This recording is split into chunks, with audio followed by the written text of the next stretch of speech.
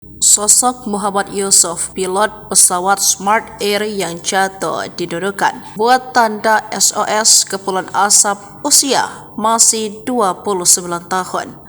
Sosok Muhammad Yusuf, pilot pesawat Pilatus Smart Air Aviation tipe PC-6 PKSNE yang jatuh di Binuang, Nunukan, Kalimantan Utara pada Jumat 8 Maret 2024 siang. Pesawat tersebut diketahui sedang membawa 583 kg sembako dari Bandara Tarakan menuju Krayan Nunukan. Muhammad Yusuf Yusandika Katohe, 29 tahun, warga Bekasi, Jawa Barat, menjadi pilot pesawat naas itu. Muhammad Yusuf ditemani seorang teknisi bernama Denny Sobari asal Pangandaran, Jawa Barat. Pilot pesawat Kapten M. Yusuf ditemukan selamat usai pesawat yang dibawanya jatuh di Binuang, Kecamatan Krayan, Kabupaten Nunukan, Kalimantan Utara. M. Yusuf mampu selamat setelah menyalakan api unggun dan memberi tanda asap. Pihak tim penyelamat melihat kepulan asap dan asap tersebut dibuat oleh kru Smart Air korban kecelakaan. Dia merupakan pilot muda terbang untuk membawa sembako yang masuk dalam program subsidi ongkos angkut barang. Pilot pesawat Pilatus Smart Aviation tipe PC-6 PKSNE dikabarkan selamat usai pesawat jatuh pada Jumat 8 Maret